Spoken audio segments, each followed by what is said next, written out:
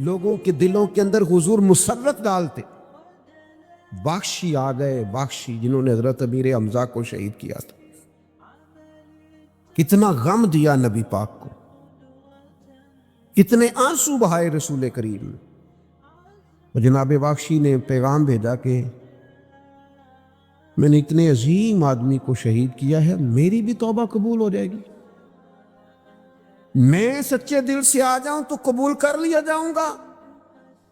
یہ میرے محبوب کا انداز ہے بشارت دینے کا. رسول کریم علیہ السلام فرمانے لگے تو آ، رب اور رسول کا وعدہ ہے تیری توبہ بھی قبول کی جائے گی. دو لوگ بیٹھے تھے نا حرم مکہ میں. ایک صاحب کہہ رہے تھے کہ میرے اوپر بدر میں جو قتل ہو گئے کفار، ان کا ذکر چل رہا تھا، تو دونوں گفتگو کر رہے تھے بدر میں ہمارے اتنے لوگ مسلمانوں نے مار دیے. تو ایک ان میں کہنے لگے کہ اگر میرے اوپر قرض نہ ہوتا اور میرے چھوٹے چھوٹے بچے نہ ہوتے تو میں تو تلوار لے کے جاتا اور مدینہ شریف جا کے معاذ اللہ بدلہ لے آتا. دوسرا کہنے لگا میں دیتا ہوں نا تیرے بچوں کا خرچہ بھی، اور میں تیرا قرضہ بھی اتارتا ہوں، تو جا. اس نے کہا پکی بات ہے؟ کہا ہاں، قرضہ بھی میں اتار دوں گا، تیرے بچوں کا خرچ بھی اٹھاؤں گا، تو جا. اس نے خنجر تیار کیا، تلوار تیار کی، گھوڑے پہ بیٹھا، گلے میں وہ تلوار اس نے اپنے ڈالی اور مدینہ شریف آ گیا. اتفاق کی بات یہ کہ ملاقات حضرت عمر سے ہوئی. جناب عمر کہنے لگے مجھے تیری نیت ٹھیک نہیں لگتی.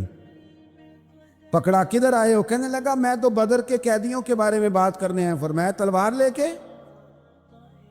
تلوار لے کے چل تجھے حضور کے پاس لے کے جاتا ہوں. نبی کریم کی بارگاہ میں لے گئے تو حضور فرمانے لگے کیسے آئے ہو؟ کیسے آنا ہوا؟ کہنے لگے جی میں تو بدر کے جو قیدی آپ کے پاس ہیں ان کی بات کرنے آیا تھا. تو حضور فرمانے لگے چل پھر باقی کی میں سناؤں. خیال آیا مسلمان نیک و بد پہچان جاتے ہیں، محمد آدمی کے دل کی باتیں جان جاتے ہیں صلی اللہ تعالی علیہ وسلم. فرمایا میں سناؤں؟ حضور کیا؟ فرمایا تم اور فلاں بن فلاں وہاں بیٹھے ہوئے تھے نا حرم مکہ میں فلاں پہاڑ کے ساتھ ٹیک لگا کے، اور تم نے یہ کہا تھا نا کہ قرضہ نہ ہوتا، بچے چھوٹے نہ ہوتے تو بدر کے مقتولین کا میں بدلہ لیتا. یہ سارا کچھ طے کر کے پھر آئے ہو تلوار لے کے، اور یہاں کہتے ہو میں قیدیوں کے بارے میں بات کرنے آیا تھا. اس کے تو پسینے چھوٹ گئے، وہ تو بے حال ہو گیا. اس نے کہا اس کا تو سوائے اس کے اور میرے کسی کو نہیں پتا، اور اگر آپ کو پتا چل گیا ہے تو پھر آپ اللہ کے سچے رسول ہیں. تو حضور اگر آپ کو پتا چل گیا ہے کہ میں قتل کرنے کے ارادے سے آیا ہوں، میں معاذ اللہ بدلہ لینے آیا ہوں، اللہ کرے آپ کو سمجھ آئے میری بات کی. یعنی ایک تو یہ ہے کہ بندہ وہ پکڑا گیا ہے، اور ایک یہ کہ کسی کو پتا چل گیا ہے کہ یہ اس کام آیا ہے. پھر لوگ جب معافی دیتے ہیں تو بڑی کہانیاں سنا کے دیتے ہیں، ایسے نہیں دیتے. حضور اب آپ کو پتا چل گیا ہے تو کیا کریں گے؟ تو حضور فرمانے لگے تو بتانا تیرے ساتھ کیا کریں. اس نے کہا کہ میں نے سنا ہے آپ معاف بڑا کر دیتے ہیں. یعنی یہ گھر سے کو پیار کرنے نہیں آیا، پھولوں کا گلدستہ لے کے نہیں آیا، تلوار لے کے آیا، لیکن یہ میرے محبوب کا حوصلہ ہے. اور آیا بھی عین مسلمانوں کے بیچ ہے، جو چاہیں اس کے ساتھ کر سکتے ہیں. اس نے کہا معاف کر دیں، تو حضور نے فرمایا جا میں نے معاف کیا. حضور نے معاف کیا. وہ کہتا حضور معاف کر رہے تھے اور رب میرے دل میں ایمان کو تازگی عطا فرما رہا تھا. حضور نے معاف کیا اور میں نے کلمہ پڑھنا شروع کر دیا. معافی دیں، جب کوئی معافی کا مطالبہ کرے تو اسے معافی. سب سے مشکل کام ہوتا ہے لمبی لسٹ والے دشمن کو معاف کرنا. لسٹ جس کی لمبی ہو نا غلطیوں کی، ایک آدھ غلطی تو معافی ہو جاتی ہے. کچھ لوگوں کی لسٹ بھی بڑے کچھ عادی مجرم بھی ہوتے ہیں، لسٹ لمبی ہوتی ہے، ان کو معافی دینا بھی تھوڑا سا مشکل ہوتا ہے. لیکن کمال بھی یہ ہے کہ جس کی لسٹ لمبی ہو اسے یک جنبش قلم بندہ معاف کر دے. کو چھٹی ہو گئی، جا تجھے معاف کیا. اور یہ ہمیں کیوں کرنا چاہیے کہ میرا رب بھی ایسے کرتا ہے، میرا رب بھی ایسے وہ گنواتا تو نہیں نا. یہ بھی کیا، یہ بھی کیا، یہ بھی کیا۔ حضور فرماتے ہیں، ذرا سننا حدیث، حضور فرماتے ہیں کچھ لوگوں پہ اللہ کرم کی چادر ڈال کے نا قیامت والے دن، یہاں بھی اس نے پردہ رکھا تھا تو وہاں بھی کرم کی چادر ان پہ ڈلے گی، تو اللہ فرمائے گا یہ گناہ کیے تو چھوٹے چھوٹے گناہ اس کے گنوائے جائیں گے، یہ اب وہ ڈرے گا، چونکہ پتہ تے سارا ہے نا سردار نو کیتیاں دا، اب وہ ڈرے گا، چھوٹے چھوٹے گناہ اس کے گنو، تو اس کا خیال ہے بڑے بڑے بھی نہ سامنے آ جائے، چھوٹی چھوٹی غلطیاں اس کی گنوائی جا رہی ہیں، جو ڈر رہا ہے، کانپ رہا ہے۔ قربان جائیں نبی پاک کے لفظوں، کچھ گلاں اجیاں نے قرآن پاک اجیاں نے، یہ نا میری دادی کہا کرتی تھی، میری اماں کہا کرتی تھی، اے کچھ کام اجائے نے، کچھ گلاں اجیاں نے جو تے دل کردہ ہے صفحہ بند ہو جانا ہے تے معافی ہو جانی، یعنی ختم ہے یہ بات، اس سے آگے کسی نے سوال پوچھنا ہی نہیں۔ چھوٹے چھوٹے گناہوں کا اللہ تذکرہ فرمائے، یہ کیا یہ کیا یہ کیا، یا اللہ ہو گیا، اب بندہ ڈر رہا ہے کہ بڑے بڑے بھی سامنے آ جائیں گے، لیکن چھوٹے گناہوں پہ ہی فل سٹاپ لگا کے نا، تو رب فرمائے گا یہ جو تیرے گناہ ہیں نا، اس کے بدلے تجھے نیکیاں دی جا رہی ہیں، تو نے سچی توبہ کی تھی تو ان گناہوں کو بدل کے نیکیاں بنایا جا رہی ہے۔ پہلے ڈر رہا تھا، حضور فرماتے ہیں، اب فٹافٹ بول پڑا، کہنے لگا یا اللہ میں نے تو بڑے بڑے بھی کیے ہیں، یعنی اگر چھوٹوں کی نیکیاں بن گئی ہے تو وہ پاپ کدھر ہیں بڑے بڑے، وہ میرے کدھر ہیں۔ کریم یہ بات کر رہے ہیں اور صحابہ رو رہے ہیں، میں نے تو بڑے بڑے بھی کیے ہیں، بڑے بڑے کدھر ہیں۔ اللہ تعالیٰ بندوں کو معاف فرماتا ہے، رب اپنے بندوں کو وہ معاف کرتا ہے۔ اگر اللہ معاف نہ کرے تو جتنے جرم ہمارے رب کو ہمارا پتہ ہے، بتاؤ سویرے روٹی ملے، سانس ملے، شعور قائم رہے، جب مالک اتنا معاف کرتا ہے تو ہم اس کے بندوں کو کیوں نہیں معاف کرتے؟ کر دے معاف۔ پکے لوگ کھڑے تھے، پکے دشمن کھڑے تھے فتح مکہ کے دن حضور کے سامنے، اور کچھ لوگ ایسے ہوتے ہیں جن سے امید نہیں ہوتی، اپنے ہوتے ہیں کہ یہ والا جملہ، اور بندہ کہتا ہے یار تجھے تو نہیں نہ کہنا چاہیے تھا، کوئی اور کہتا مجھے، کہتے ہیں، یہ نہ سمجھیں کہ لوگ کہتے نہیں، کہنے والے، یہ بات ہی آپ چھوڑ دیں کہ کوئی آپ کو کچھ کہے گا نہیں، یہ چھوڑ دیں۔ مخلوق تو اس طرح کی بات ڈھونڈ کے لاتی ہے کہ انسان پریشان ہو جاتا ہے کہ یار میں یہ کر سکتا تھا، میں نے کیا نہیں، اور جو میں نے کیا نہیں وہ تو نے میرے کھاتے ڈال دیا ہے۔ ایسے لوگ سامنے کھڑے ہو گئے فتح مکہ کے دن کہ جن کے چہروں سے ان کی زیادتیاں عیاں ہو رہی تھیں، ان کے ظلم چھلک رہے تھے چہروں سے۔ حضور کے سامنے کھڑے ہیں، کانٹے بچھانے والے بھی، روڑے مارنے والے بھی، گلے میں رسیاں ڈال، سارے کھڑے ہیں۔ حضور نے فرمایا بتاؤ تمہارے ساتھ کیا سلوک کروں؟ انہوں نے کہا آپ کریم ہیں، تو حضور نے پتہ کیا کہا؟ قرآن پاک میں ایک سورہ یوسف ہے، کچھ لوگوں کو لفظ قصہ بھی بڑا برا لگتا ہے، تو اللہ فرماتے ہیں نحن نقص علیک احسن القصص، محبوب ہم آپ کو ایک سونا قصہ سنانے لگے ہیں۔ اس کو اللہ نے قصہ کہا، سونا قصہ، سورہ یوسف کو۔ تو سورہ یوسف کیا ہے بھلا؟ ذرا انداز دیکھیے سورہ یوسف کا۔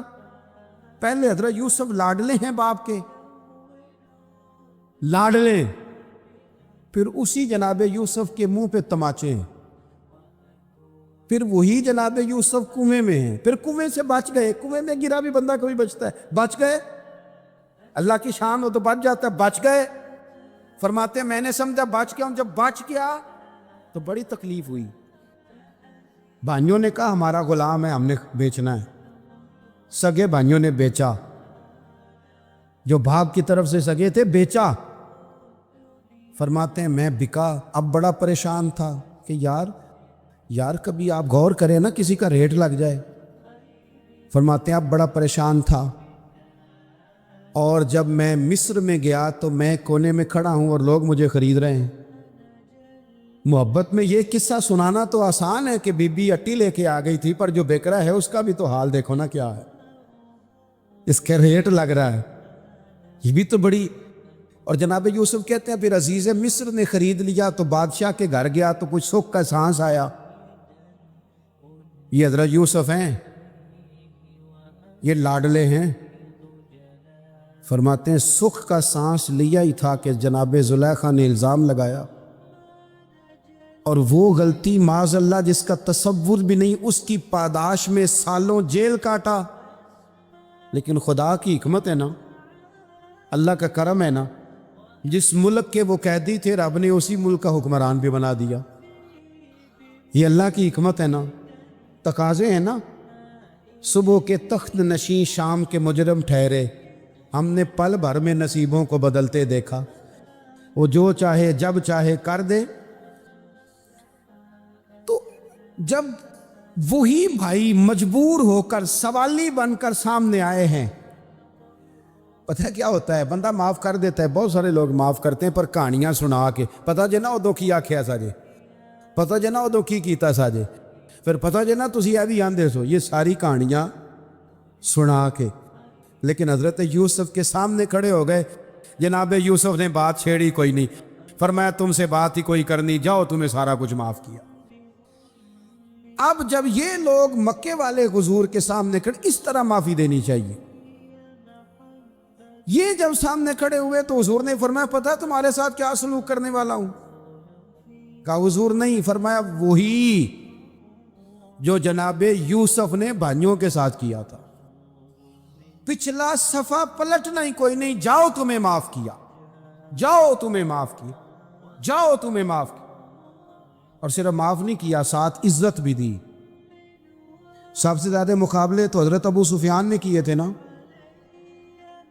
آخر تک وہ آئے تھے. آج وہ کلمہ پڑھ رہے ہیں, سردار ہیں, کلمہ پڑھ رہے ہیں, تو نبی پاک نے صرف معافی نہیں دی, عزت بھی دی. فرمایا جناب ابو سفیان چونکہ اب مسلمان ہو گئے ہیں, میں سب کو معاف کرتا ہوں. جو اپنا اندر سے دروازہ بند کر لے اسے بھی معاف کرتا ہوں, اور جو ابو سفیان کی حویلی میں آ جائے اسے بھی معاف کر دوں گا. تو ابو سفیان وہ کہتے ہیں میں حیران ہی ہو گیا کہ اتنی بڑی بات, معافی بھی دی اور ساتھ عزت بھی دی.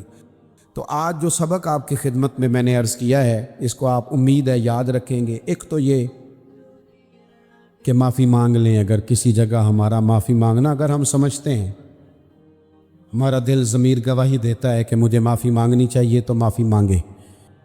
اور دوسرا پھر معافی دیں بھی, اور معافی دیں, سیاسی صلح نہ کریں. معافی دیں تو پھر واقعی دیں, دل سے دیں. اسلامی تعلیمات کے اندر دو قسم کے حقوق اللہ تعالیٰ نے انسان کے ذمے لگائے ہیں. ایک حقوق اللہ ہیں اور ایک حقوق العباد ہیں. حقوق اللہ بھی بڑی ضروری ہیں. بعض لوگ حقوق العباد کی بات کرتے کرتے حقوق اللہ کا معاملہ انتہائی سادہ کر دیتے ہیں. وہ بھی بڑے ضروری ہیں. یعنی کیوں بندہ فارغ بیٹھا ہے اور بیٹھے بیٹھے اس نے بلا وجہ کیوں نماز چھوڑ دی؟ اسے کوئی مصروفیت نہیں تھی, کیوں اس نے نماز کا ترک کیا؟ ڈھیر سارے جوانوں کو میں دیکھتا ہوں کوئی خاص کام نہیں ہے, لیکن اس کے باوجود وہ جماعت کے ساتھ نماز ادا نہیں کرتے. تو عرض کرنے کا مقصد یہ ہے کہ کیوں نہیں جماعت کے ساتھ نماز پڑھی جا رہی؟ قرآن مجید نے کہا کہ وَرْكَعُوا مَعَ الرَّاكِعِينَ, رکوع کرنے والوں کے ساتھ کرو. بلا وجہ لوگ زکوٰۃ کے معاملے میں حیل و حجت سے کیوں کام لیتے ہیں؟ جب زکوٰۃ ضروری ہے تو اسے ادا کرنا چاہیے.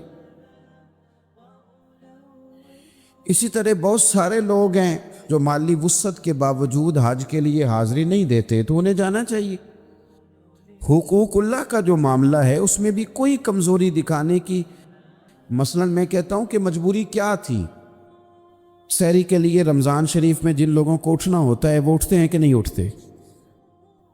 تو اسی طرح روٹین میں بھی اگر ہم نماز کی طرف توجہ کریں, ایک بڑا طبقہ ہے جو نماز کی طرف توجہ نہیں کرتا. حقوق اللہ کا معاملہ میں دیکھتا ہوں کہ ہم ٹائم نکال کے دوستوں کے پاس جاتے ہیں, وقت نکال کے اپنے ماں باپ کو, اپنے احباب کو, رشتہ داروں کو ٹائم دیتے ہیں. کیوں ٹائم نہیں نکلتا نفل پڑھنے کے لیے؟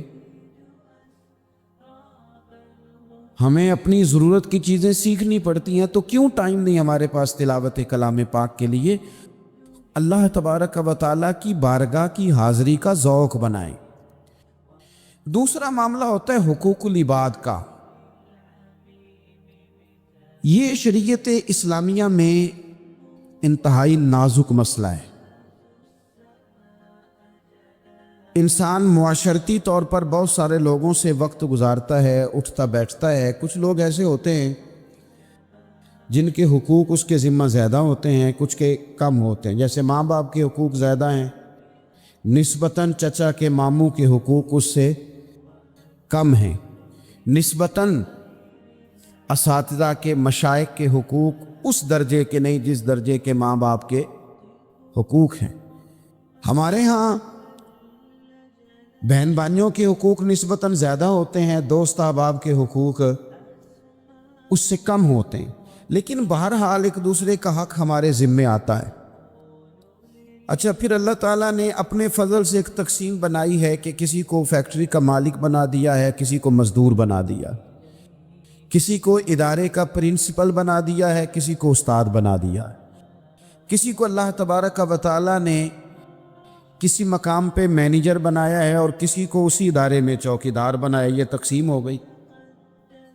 اب اس میں نزاکت پیدا ہو جاتی ہے کہ جو مالک ہے اس نے زیادہ خیال رکھنا ہے مزدور کا، اپنے ورکر کا، اپنے ملازم کا، چوکیدار کا، اس نے زیادہ خیال رکھنا ہے۔ ہوتا یہ ہے کہ ہم جتنے زیادہ بڑے ہوتے جاتے ہیں اتنے زیادہ آرام پسند ہوتے جاتے ہیں۔ ہمارا یہ خیال ہوتا ہے کہ حق تو صرف ملازم کا ہے کہ وہ ہمارا خیال رکھے، حق تو صرف مرید کا ہے وہ پیر صاحب کے لیے ہر طرح کا ادب بجا لائے، حق تو صرف شاگرد کا ہے۔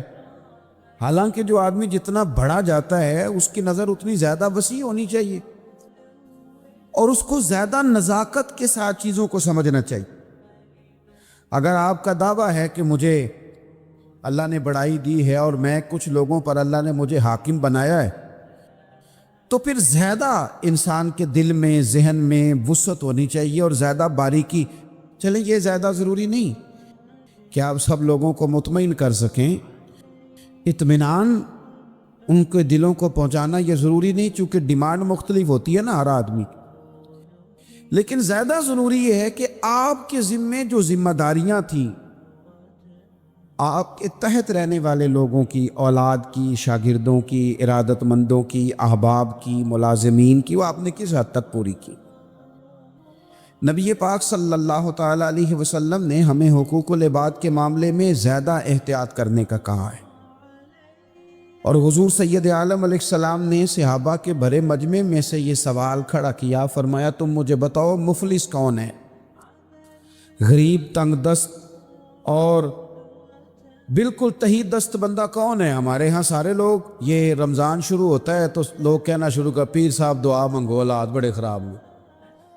مثلا کیا خراب ہے حالات؟ شامی روٹی نہیں لبدی، حالات صرف یہ خراب ہیں کہ پڑوسی نے پجارو لے لی اور مجھے نہیں ملی، اتنے ہی حالات خراب ہیں، اس سے زیادہ تو نہیں۔ حالات اتنے ہی خراب ہیں کہ جو باہر بھائی چلا گیا تھا اس نے فلانی سوسائٹی میں پلاٹ لے لیا، میں پیچھے رہ گیا ہوں، اس سے زیادہ تو کوئی ایسا معاملہ نہیں۔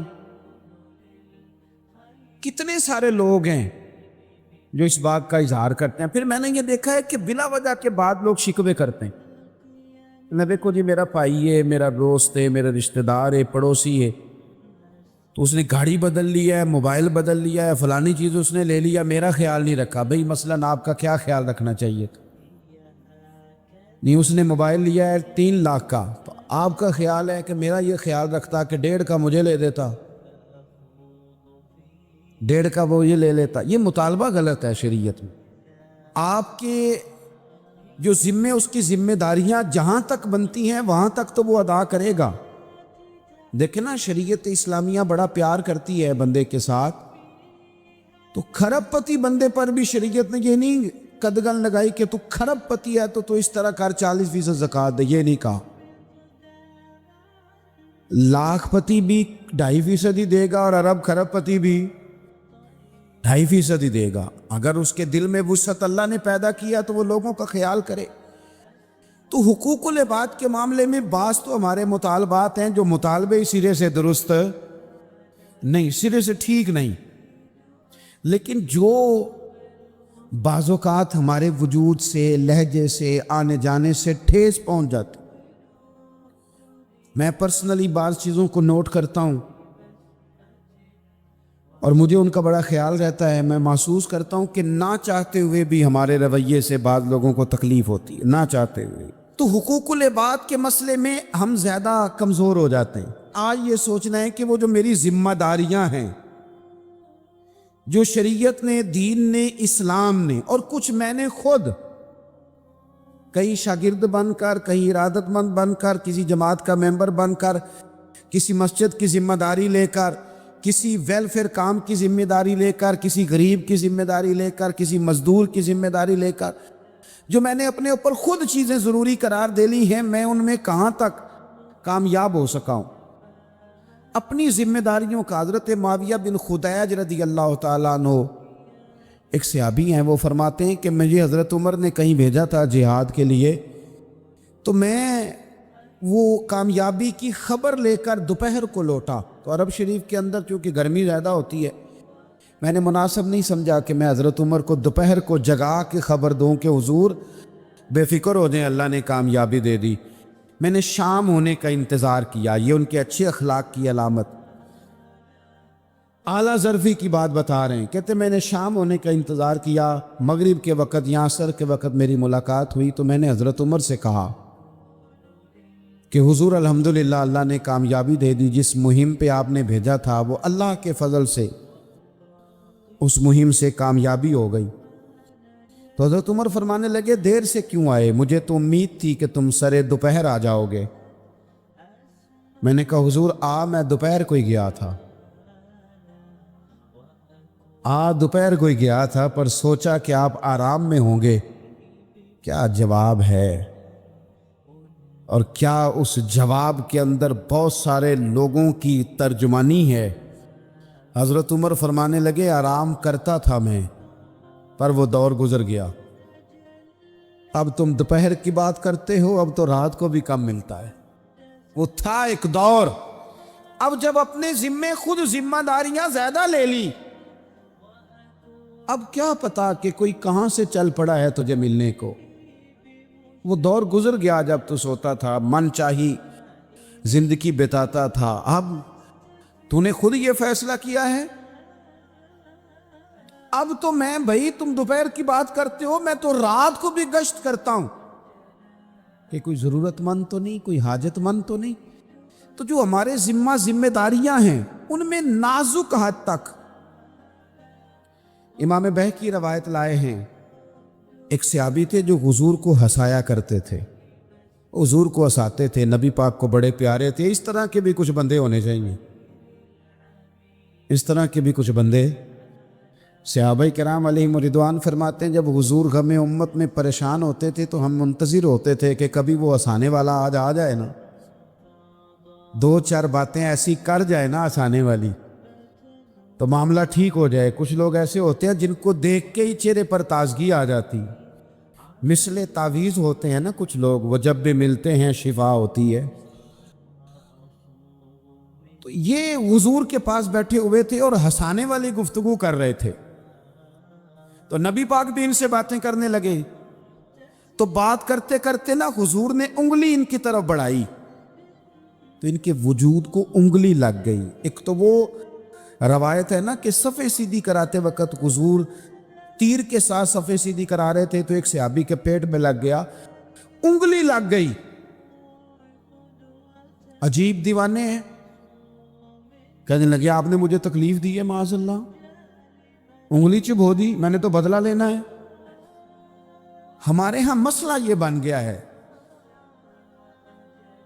کہ کوئی بڑا آدمی بھی اپنے آپ کو قانون کے حوالے نہیں کرتا. ملک سے لے کر امت مسلمہ کے کل مسائل تک ہمارے ملک کے اندر ہر بندہ، اس کا مزاج ہوتا ہے کہ وہ اپنے آپ کو قانون سے پہلا تر سمجھتا ہے. لائن میں لگنا لوگ پسند نہیں کرتے. یہ ایک بہت بڑا مسئلہ ہے. حضور صلی اللہ علیہ وسلم کی انگلی لگ گئی تو کہنے لگے آپ نے تو مجھے تکلیف دی ہے، میں تو بدلہ لوں گا. تو حضور نے فرمایا لے لے بدلہ. اپنے آپ کو قانون کے حوالے بڑا آدمی جب کرتا ہے تو قانون کی عزت بڑھتی ہے، قانون کا وقار بڑھتا ہے، سوسائٹی کے اندر پھر طاقتور قانون ہو جاتا ہے۔ لیکن جب غریب آدمی کے لیے قانون اور ہو اور امیر کے لیے قانون اور ہو، تو اصل معاملہ تو قانون کی بالادستی کا ہے، آئین کی پاسداری کا ہے، اصولوں پہ کھڑے ہونے کا ہے۔ تو نبی پاک صلی اللہ تعالی علیہ وسلم سے کہا کہ میں، حضور نے فرمایا لے لو بدلہ، یہ حقوق العباد کی نزاکت عرض کر رہا ہوں، لے لو بدلہ۔ انہوں نے کہا جی پیٹ سے کپڑا ہٹائیے، تو حضور نے پیٹ سے کپڑا ہٹا دیا۔ تو بڑے دیوانے آدمی تھے، انہوں نے امت کو بتانا تھا کہ کچھ اس طرح کے رنگ بھی ہوتے ہیں محبت کرنے کے لیے، الٹی ہی چال چلتے ہیں دیوان گانے عشق، آنکھوں کو بات کرتے ہیں دیدار کے لیے۔ اس طرح بھی کبھی کبھی ہوتا ہے۔ کپڑا حضور نے ہٹایا تو انہوں نے نبی پاک کے جسم دور کو چومنا شروع کر، کہنے لگے دن بڑے ہو گئے تھے، موقع نہیں کو بن رہا تھا، تو چلو یہ ایک موقع ملا ہے، حضور آپ کو کسی کے ساتھ زیادتی کر سکتے ہیں، تو میں تو موقع تلاش کر رہا تھا، اور میرے بھائی نماز کا بھی موقع تلاش کرتے تھے صحابہ، جہاد کا بھی موقع ڈھونڈتے تھے، پر محبوب سے محبت کا بھی موقع ڈھونڈتے تھے۔ اور آخری بات یہ کہ جس طرح ہم نے لوگوں سے معافی لینی ہے اور معافی دینی ہے، اسی طرح جہاں ہم سے شرعی قباحتیں ہوئی ہیں، اخلاقی کمزوریاں ہوئی ہیں، ایک بات تو اچھی طرح سمجھ لیں کہ نفل پڑھنے سے حقوق العباد نہیں معاف ہوتے، وہ بندے سے معافی مانگنے سے ہی ہوتے۔ ساری رات کو بندہ تسبیح پڑھے اور کہے کہ میں نے اماں کی نافرمانی کیا تو معافی ہو جائے گی، نہیں، وہ اماں ہی معاف کرے گی تو معافی ہوگی، وہ ابا ہی معاف کرے گا تو پھر ہی معافی ہوگی۔ تو جو جہاں شریعت کی مخالفت کی ہے وہاں بھی معافی مانگیں، اللہ کے حضور گڑ گڑائیں، توبہ کریں، اور توبہ بدل جانے والی کریں، تبدیل ہو جانے والی توبہ کریں۔ معافی مانگ بھی لے، معافی دے بھی دے، اور آپ سے یہ بھی گزارش کروں گا کہ جہاں اللہ رسول کی ہم سے نافرمانی ہوئی ہے وہاں تنہائی میں 2 نفل پڑھ کے، تنہائی میں اللہ تعالیٰ سے بھی معافی کے خواستگار ہوں۔ یاد رکھیں جب اس کی خفیہ تدبیر آ گئی تو پھر معافی کا وقت ہو سکتا ہے خدا نہ کرے ہمیں نہ مل سکے، تو اب وقت ہے، خوب استغفار کریں، خوب معافی مانگیں۔ مایوسی نہیں ہے یہاں اس گھر میں کسی کے لیے، مایوسی کیوں کچی باتیں کرتے ہیں بھائی، کیوں کمزور بات کرتے ہیں؟ او جی مجھے یہ زیادہ ڈپریشن کب پھیلتا ہے، یہ زیادہ انزائٹی کب ہوتی ہے لوگوں کو؟ کہتے ہیں جی میں ہی ناکام کیوں ہوں، فلانا آگے نکل گیا، میں ہی پیچھے کیوں رہ گیا ہوں؟ تو میں کہتا ہوں مثلاً آپ کیا پیچھے رہ گئے؟ آپ کا قد کاٹ ہے، آنکھیں ٹھیک ہیں، ہاتھ ٹھیک ہیں، پیر ٹھیک ہیں، قد سب کے حساب سے بڑا ہوا ہے، گھر آپ سوچتے ہیں پیچھے آگے پیچھے جانے کا کیا مطلب سمجھتے ہیں؟ آپ کے پیسے ہوں تو بندہ آگے جاتا ہے۔ کتنے پیسے تھے سیدنا بلال کے پاس بتاؤ؟ آپ نے غلط جگہ کو ترقی کا نام دیا ہے۔ میں آپ کو سینکڑوں، لاکھوں اور ہزاروں لوگ بتا سکتا ہوں جن کو پیسے گننے کا وقت نہیں ہے، لیکن سکون بھی زندگی میں کوئی نہیں، اطمینان قلبی بھی کوئی نہیں۔ اس چیز کا نام میرے دوستو آپ نے سکون رکھا ہے۔ اور آپ ایسے لوگوں سے ملے زندگی میں جن کے پاس پیسے ہیں، صحت نہیں، وہ کہتے ہیں کچھ سارے لے جائے بس میری طبیعت ٹھیک ہو جائے۔ پوچھا تھا نا